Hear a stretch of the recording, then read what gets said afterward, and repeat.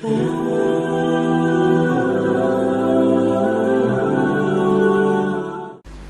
صحیح بخاری میں حدیث ہے انٹرنیشنل نمبر کے مطابق 6474 اور مشکات میں بھی موجود ہے 4812. بخاری میں 6474, مشکات میں 4812.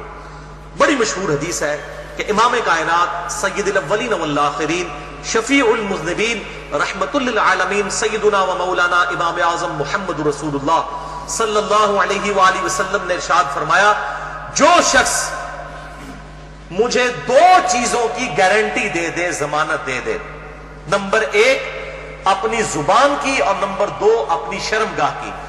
تو میں محمد صلی اللہ علیہ وسلم اسے جنت کی ضمانت دیتا. بہت بڑی ضمانت ہے، جنت کی گارنٹی. آپ صلی اللہ علیہ وسلم نے فرمایا مجھ سے لے لو اگر تم اپنی زبان کی اور اپنی شرمگاہ کی حفاظت کرو.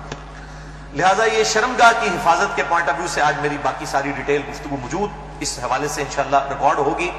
ادھر جتنے بھی بھائی موجود ہیں تقریباً 80 کے قریب لوگ اس حق بات کو لوگوں تک پہنچائیں، اور ویڈیو میں تو الحمدللہ ہزاروں لوگوں تک یہ چیزیں پہنچتی ہیں اور انشاءاللہ پہنچیں گی. تو میں ان سے بھی ریکویسٹ کروں گا کہ چونکہ اب یہ تھوڑی سینسٹیو گفتگو ہے، ظاہر ہے کہ سیکس کے اوپر جب بھی ڈسکشن ہوگی تو ایک سینسٹیو ایشو ہوتا ہے، اور میں نے وہ اس کے سینسٹیوٹی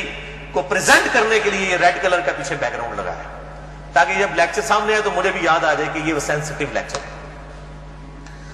تو اب ظاہر ہے کہ یہ لیکچر ہر مسلمان مرد و عورت کی ضرورت ہے، تو میں اس کانٹیکسٹ میں ریکویسٹ کروں گا کہ اس لیکچر کو جو لوگ ویڈیو کے وساطت سے دیکھیں گے یا بعد میں ریکارڈنگ کے بعد کسی کو دکھانا چاہیں تو اس میں ایک ریکویسٹ یہ ہے کہ فیملی کے ساتھ بیٹھ کے اس ویڈیو کو نہ دیکھیں.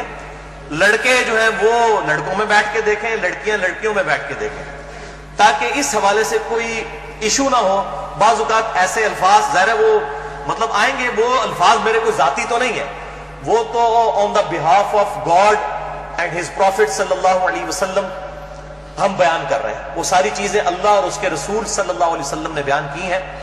تو ان کو بیان کرنے میں کوئی حرج نہیں ہے. اور آج آپ کو احادیث کی سینسٹیوٹی سے اندازہ ہوگا کہ یہ کتنا اہم ترین مسئلہ ہے، اور خصوصاً آج کل جبکہ سوشل میڈیا کا فتنہ مسلمانوں کو اپنی لپیٹ میں لے چکا ہے، جو کہ اونلی پریکٹسنگ ریلیجن ہے آن دا فیس آف ارتھ اسلام، ان کو بھی اب اس اعتبار سے مسلمانوں کو بھی اس بے حیائی کے فتنے میں ڈالا جا رہا ہے. تو آج کل تو لوگوں کے پاس کتابیں پڑھنے کا ٹائم نہیں ہے، علماء کی تقریروں کا ٹائم نہیں ہے، ویسے بھی وہ اس قسم کی باتیں بیچارے پبلک کے ڈر سے کرتے بھی نہیں ہیں. تو بہرحال یہ چیزیں ریکارڈنگ میں آئیں گی تو انشاءاللہ ہزاروں لاکھوں لوگوں کے لیے ہدایت کا سبب انشاءاللہ بنے گی. ہم اللہ تعالیٰ سے دعا کرتے ہیں کہ اللہ تعالیٰ حق بات کہنے کی اور اس پہ عمل کرنے کی توفیق عطا فرمائے. بھائیو، یہ جو سورۃ المومنون کی 11 آیات شروع کی آئیں، ان میں 3 آیات آیت نمبر 5، 6 اور 7 میں جو سیکس کا ڈسپلن ہے اسلام کا اس کے اوپر ایمفسائز کیا گیا. اعوذ باللہ من الشیطان الرجیم. والذین هم لفروجہم حافظون. اہل ایمان کی نشانی یہ ہے کہ وہ اپنی شرمگاہوں کی حفاظت کرتے ہیں، اور پھر ساتھ ہی ارشاد فرمایا گیا 2 ایکسیپشنز ہیں. الا علی ازواجہم، سوائے اپنی بیویوں کے، او ما ملکت ایمانہم، یا پھر ان کے ہاتھ کا مال جو کنیزیں ہیں، لونڈیاں ہیں وہ. فَإِنَّهُمْ غَيْرُ مَلُومِينَ، تو پھر اس معاملے میں بے شک ان کے اوپر کوئی گرفت نہیں ہے. فَمَنِ ابْتَغَىٰ وَرَاءَ ذَلِكَ،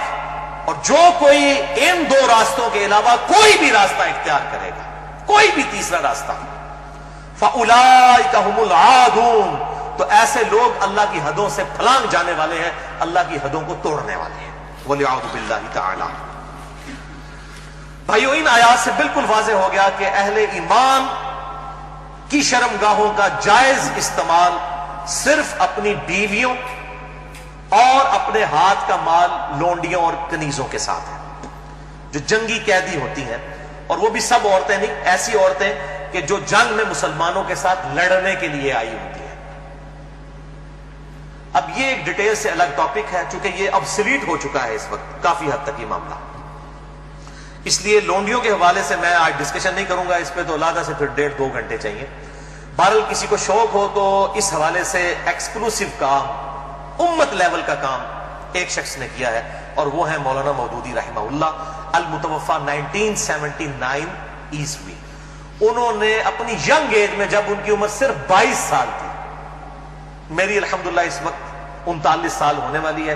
اور لیونر ایئرز کے اعتبار سے 40 سال ہو چکی ہے، 22 سال جس وقت ان کی عمر تھی، انہوں نے کتاب لکھی الجہاد فی الاسلام، جس پہ تقریر ڈاکٹر اقبال نے لگائی تھی، اور انہوں نے کہا کہ یہ شخص مستقبل میں مسلمانوں کو لیڈ کرے گا، اور واقعی لیڈ کیا۔ تو الجہاد فی الاسلام میں انہوں نے جو لونڈیوں کا کنسیپٹ ہے، اور اس حوالے سے پوری دنیا میں فتنہ ہمیشہ اٹھایا جاتا ہے، آج کل کچھ ویڈیوز بھی آئی ہیں، مجھے بھی کافی لوگوں نے بھیجی، ایک وہ غیر مسلم ہے، اس وقت مرتد ہو چکا ہے، مسلمان تھا 16 سال تک وہ مسلمان رہا، اس کے بعد وہ ارتداد کا شکار ہوا، اور اس نے مسئلہ یہ لونڈیوں والا اٹھایا ہے، حالانکہ وہ بالکل آؤٹ آف کانٹیکسٹ، کچھ چیزیں کچھ اور ہیں، ان کو بگاڑ کے پیش کیا جاتا ہے۔ بہرحال الجہاد فی الاسلام پڑھیں، مولانا مودودی کی کتاب۔ اس حوالے سے جو ایران کے اہل تشیع نے فتنہ اٹھایا ہے نکاح متع کا، یا سعودی عرب کے اہل سنت علماء کی طرف سے، اہل حدیث کی طرف سے، یہ میں سعودیہ کے اہل حدیث کی بات کر رہا ہوں، باقیوں انڈیا پاکستان بنگلہ دیش کے اہل حدیث کی بات نہیں کر رہا، انہوں نے نکاح مسیار کے نام سے، آپ نام ہی دیکھیں، نکاح مسیار، آسانی والا نکاح، نکاح متع، متع کہتے ہیں نفع اٹھانے والا، تو بالکل انہوں نے بس نام چینج کیا،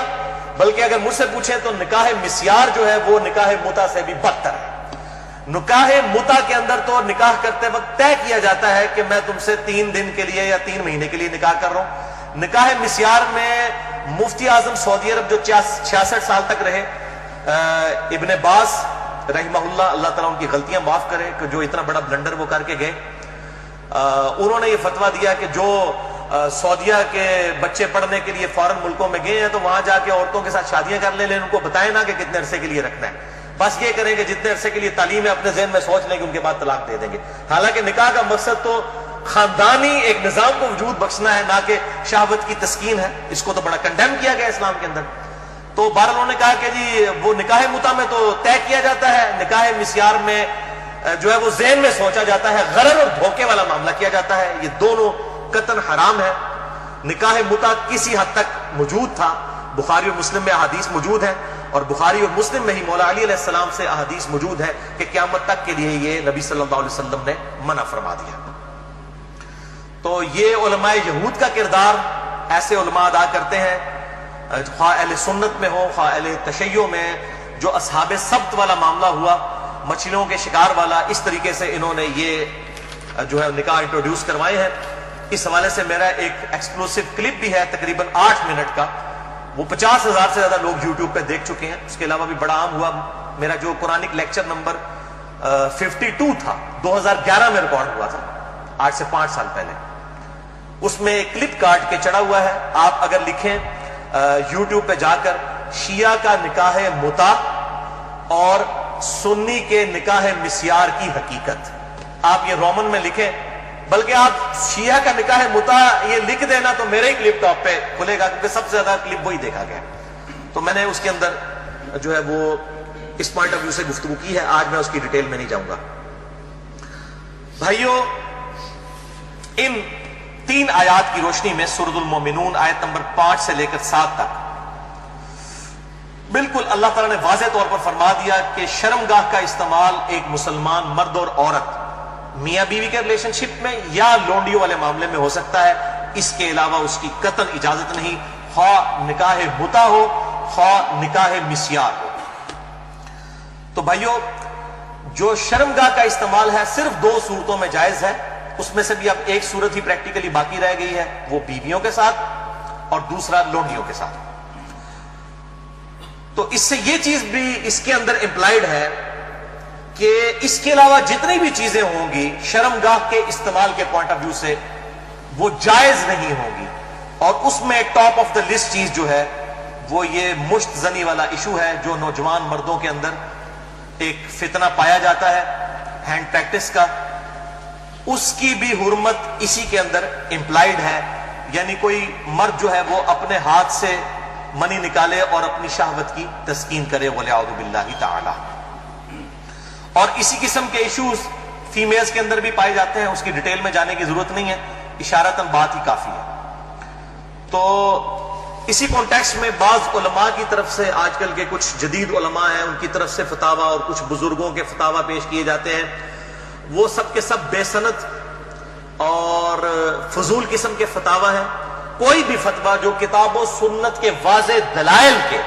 اگینسٹ ہوگا وہ قطعاً ایکسیپٹیبل نہیں ہوگا، خواہ وہ کسی بڑے سے بڑے امام کا ہو، بڑے سے بڑے فلاسفر کا ہو، بڑے سے بڑے عالم دین کا ہو۔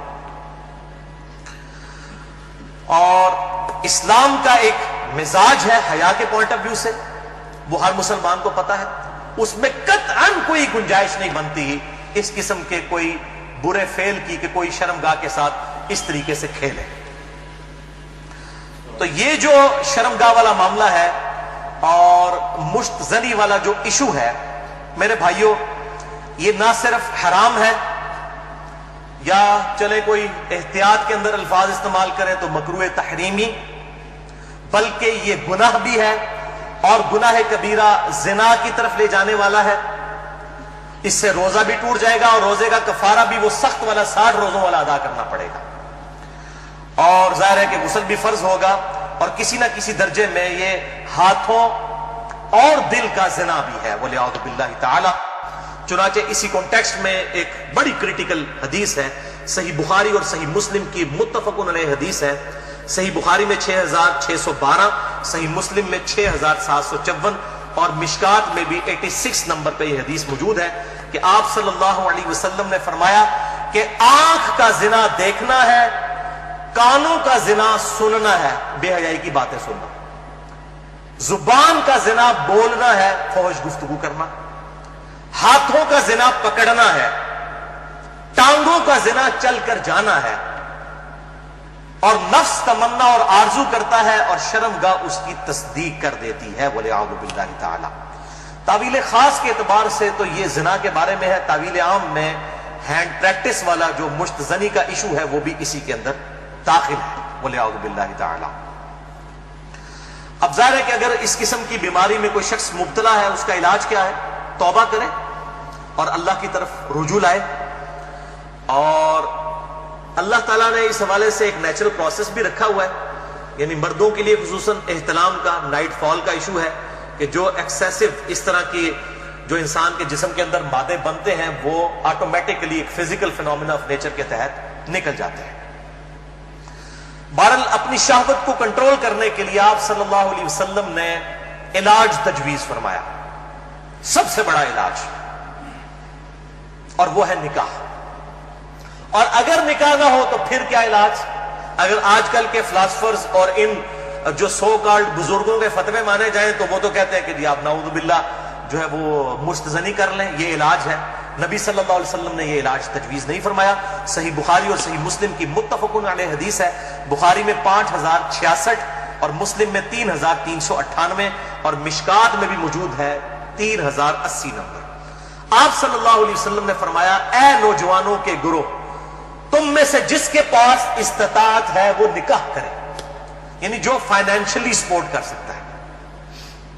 جس کے پاس اتنا خرچہ ہے کہ معاملات کو لے کر چل سکتا ہے۔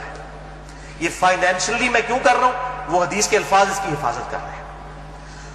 اگر کوئی شخص استطاعت نہ رکھتا ہو، اسی حدیث میں آتے ہیں آپ صلی اللہ علیہ وسلم نے فرمایا، تو اس شخص کو چاہیے کہ وہ روزے رکھے، یہ روزے رکھنا اس کی شہوت کو ٹھنڈا کر دیں گے۔ اور اسی حدیث میں الفاظ ہے کہ آپ صلی اللہ علیہ وسلم نے فرمایا، اگر تمہیں استطاعت ہو تو شادی کرو، نکاح کر لو۔ شادی کرنا نگاہوں کو نیچا کرتا ہے اور شرمگاہوں کی حفاظت کا ذریعہ ہے۔ اور جو شادی کی استطاعت نہ رکھے، یعنی فائنینشلی، یہ تو نہیں ہے کہ وہ نہ مرد ہے، نہ مرد ہوتا تو آپ صلی اللہ علیہ وسلم نکاح کا تو نہ کہہ رہے ہوتے۔ جو شادی کی استطاعت نہ رکھے وہ روزے رکھے، تو یہ بالکل کلیئر کٹ ہو گیا کہ صرف روزے رکھ کر اس حوالے سے شہوت کو کنٹرول کیا جائے گا اور کوئی سورس نہیں ہے۔ اور بھائیو، سوشل میڈیا کے اعتبار سے جو آج کل فتنہ اٹھا ہے، یعنی کمیونیکیشن گیپ ختم ہو چکا ہے فیس بک، یوٹیوب کے ذریعے۔ یعنی پہلے زمانوں کے اندر تو اگر کوئی لڑکی لڑکا آپس میں کسی اعتبار سے رابطہ بھی کرنا چاہتے تھے تو کوئی رابطے موجود نہیں ہوتے تھے، لیکن سوشل میڈیا اتنا بڑا فتنہ ہے کہ کوئی غیر محرم مرد و عورت آپس میں رابطہ کر سکتے ہیں، اور میں اس پہ کہتا ہوں یہ اتنا بڑا فتنہ ہے کہ اس فتنے سے صحابہ کرام علیہم رضوان کو بھی نہیں گزرنا پڑا.